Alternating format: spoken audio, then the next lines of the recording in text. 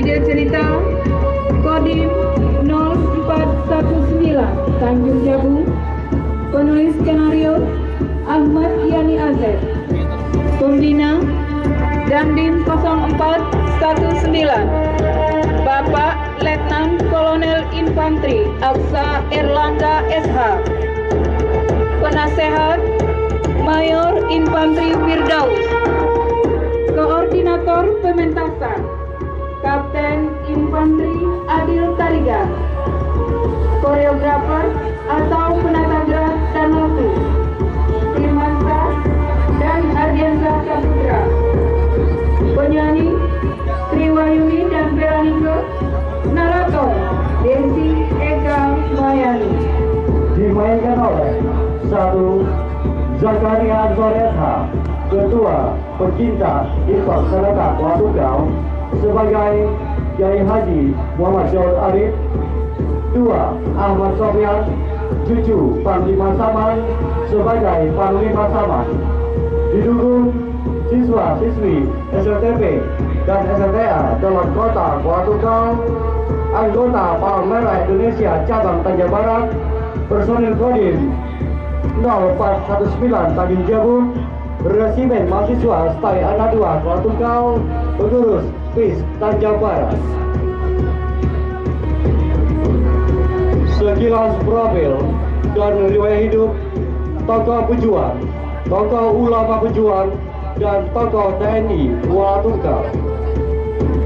1. Kiai Haji Muhammad Daud Arif. Lahir di Amuntai, Kalimantan Selatan pada tahun 1908 dengan riwayat pendidikan. Pada tahun 1923 almarhum melanjutkan pendidikan di Government Pontian Johor, Malaysia, 6 tahun di Saudi Arabia pada 1931. Riwayat karir guru agama di Pontian Johor, Malaysia 1933. Mudir Am PHI Watunggal 1935. Pemimpin Barisan Hizbullah 1945-1949. Pemimpin Gerakan Pemuda Islam Indonesia 1946. Ketua Partai Masyumi Cabang Watunggal 1947.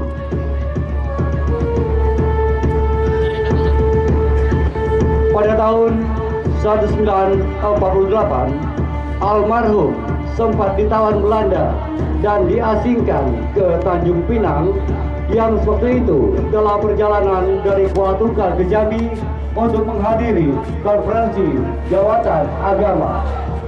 Pada tahun 1949 setelah Watunggal diduduki Belanda pada agresi Belanda kedua, almarhum terpaksa mengundurkan diri dari pedalaman dengan mengatur taktik strategi perlawanan atau untuk perjuangan rakyat Watunggal mengusir Belanda dari bumi Tanjung Jabung.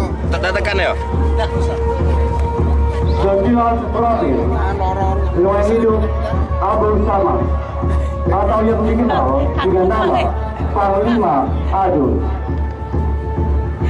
Panglima pertama, pemimpin barisan Sabang Merah yang melakukan penyerangan di laut atau sungai Pengabuan dari Bayi Selamat seberang kota.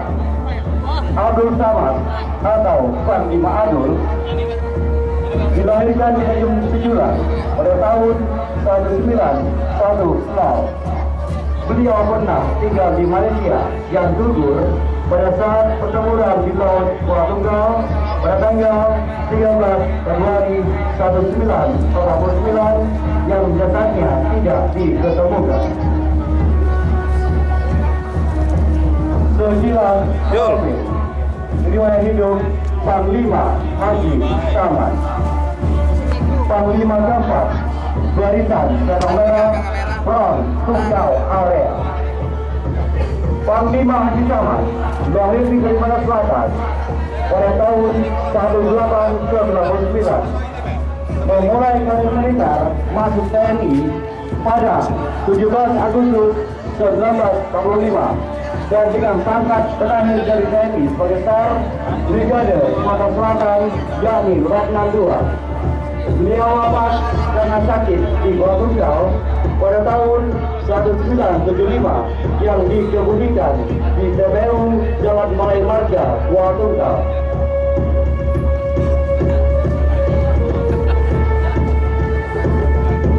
Sekilas profil riwayat hidup serta Mayor Cadet Padhan AR. Lahir di Martabak 5 April 1925, memulai karir militer pada 1 Januari sampai 18 Mei 1946, dan dari Sekolah Offiser Muda TNI AD di PU Palembang, almarhum berpangkat Sersan Mayor Cadet. Juni sampai September 1946 menjabat sebagai pelatih depo Batalion Resimen 16 Divisi 2 serta melatih tentara pelajar maupun laskar-laskar rakyat di Jambi.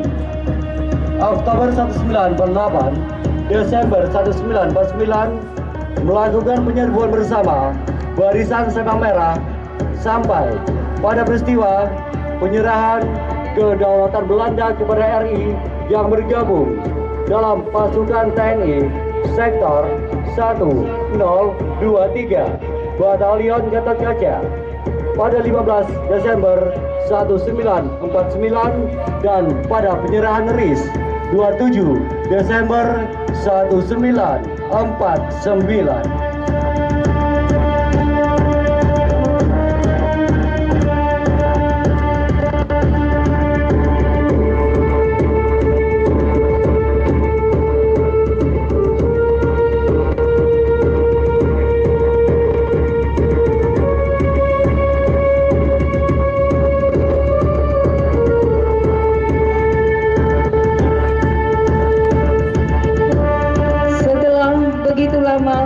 Hidup terjajah, akhirnya rakyat Indonesia termasuklah di kota Gua Tunggal merasakan sukacita setelah disampaikannya proklamasi kemerdekaan Indonesia. Lepas dari cengkraman penjajah, dan Tuhan pun berkehendak baik telah menentukan jalan kehidupan sejarah bangsa Indonesia. Pada tanggal 14 Agustus 1945, Jepang menyerang kepada Sekutu setelah terjadi pengeboman di kota Hiroshima dan Nagasaki. Dalam kesempatan ini pula digunakan bangsa Indonesia untuk memproklamasikan kemerdekaan Indonesia tanggal 17 Agustus 1945.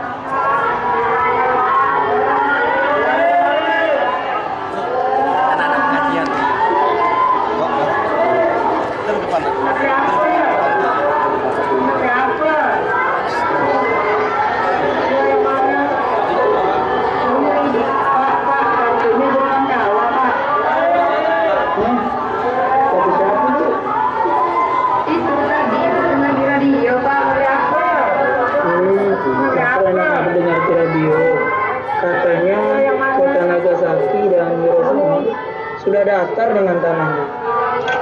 Aduh, bagus kalau begitu. Mudahan tentara Jepang pulang ke negerinya, Pak. Betul. Memang kalau negara Jepang di rakyat sudah pergi dari negara kita bisa merdeka lagi, Bu. Betul, Pak.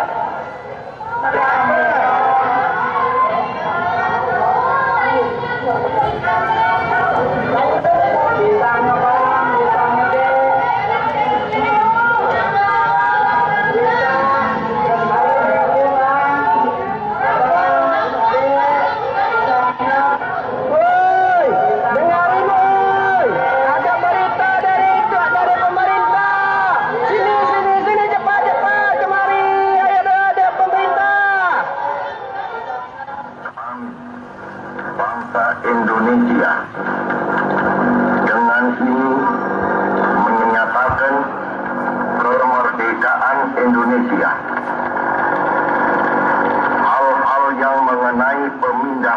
kekuasaan, dan lain-lain diselenggarakan dengan cara saksama dan dalam tempo yang sesingkat-singkatnya. Jakarta, 17 Agustus 1945, atas nama bangsa Indonesia, Soekarno Hatta. Merdeka! Merdeka! Merdeka!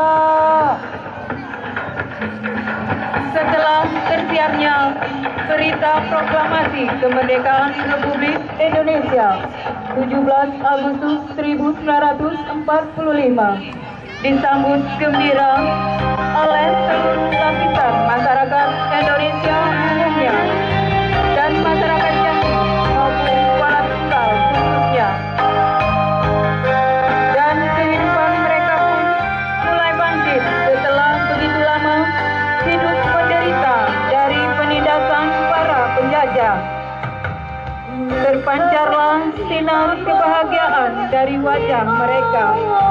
Perlahan mereka mulai bergotong royong memperbaiki kesejahteraan hidupnya. Di balik itu pun timbullah semangat patriotisme di kalangan pemuda-pemudi, tokoh masyarakat, alim ulama. Mereka bersatu mempertahankan kemerdekaan Republik Indonesia dan menentang penjajah dari manapun datangnya. Seperti halnya pula dengan masyarakat Kuala Tunggal,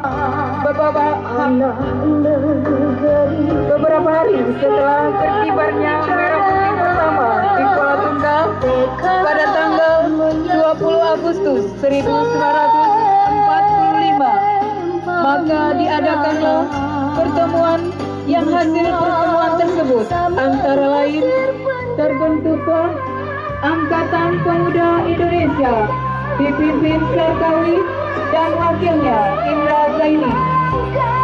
Terbentuklah Barisan Hizbullah yang dipimpin Kiai Haji Adam Arif. Kemudian menyusul terbentuk Laskar Hulbalak dipimpin Amanan Semar serta organisasi pemuda lainnya.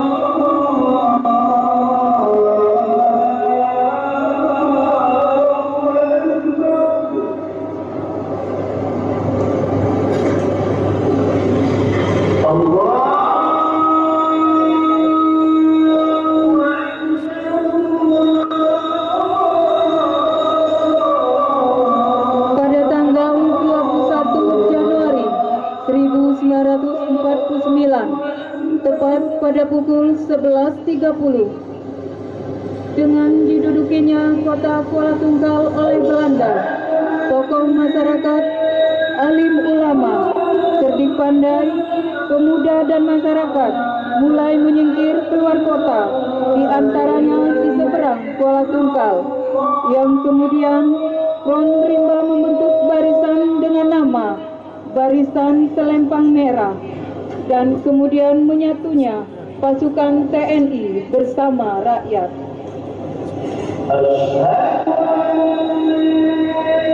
Beberapa kapal tentara Belanda berhasil dapat masuk dan menduduki kota Kuala Tunggal dan lalu menyerang kota dengan melepaskan tembakan maupun meriam dan mortir.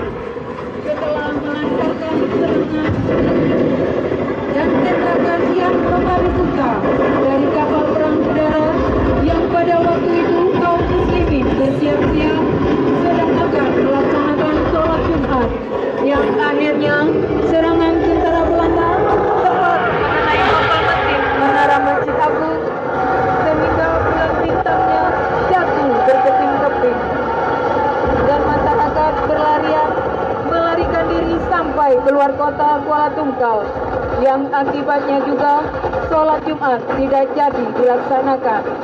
Para penduduk pun membawa apa saja yang dapat dibawa untuk bekal dan evakuasi. Penduduk mengungsi dengan sangat dan dalam kondisi terdesak masing-masing keluarganya. Dan ada pun beberapa tempat pengungsian tersebut antara lain rombongan pemerintahan dan stafnya melarikan diri ke desa Pembengis, kira-kira 7 km dari kota Kuala Tunggal. Para pengungsi ditampung oleh Pak Camat Masdar, Guru Pama, Guru Sanusi.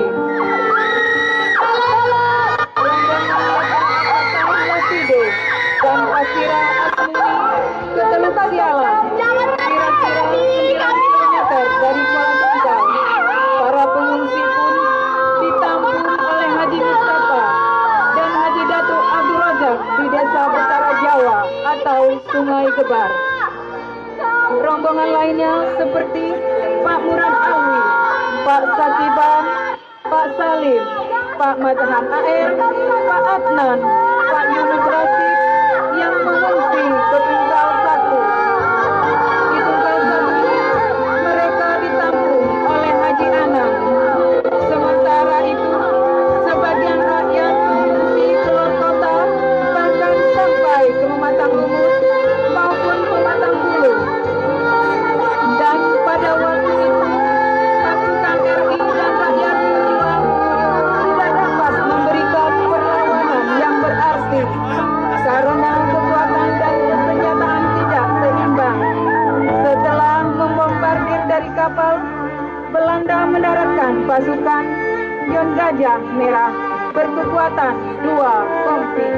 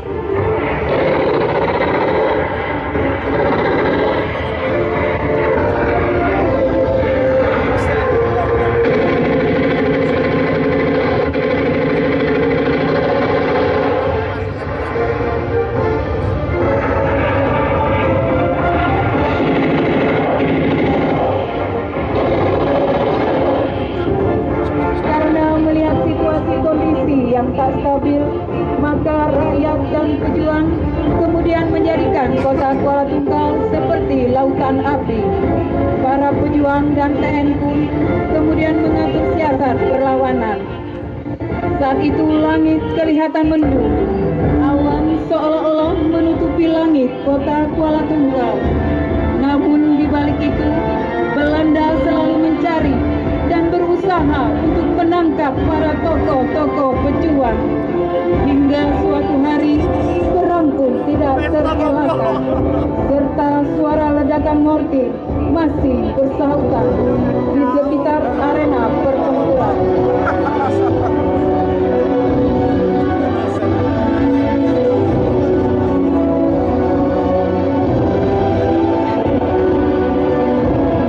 Dan pada itu pula, Panglima Saman bersama Sersan Mayor Kadet Matan AR kembali mengatur strategi penyerangan.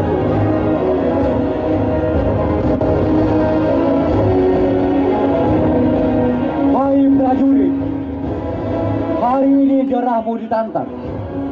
Merah putih berkibar di cakrawala, meminta keputusan hatimu. Kobarkan semangat prajurit untuk bela negara, negara kita Indonesia. Angkat senjata apa yang bisa kita lakukan untuk negara ini. Untuk dan 1, lebarkan sayap sebelah kiri. Dan 3, serbu dari sebelah belakang setelah pasukan 1 sudah mundur. Dan 3, hancurkan pasukan Belanda sampai habis. Sekarang silakan kalian bersembunyi ke tempat masing-masing dan tunggu aba-aba dari saya. Laksanakan.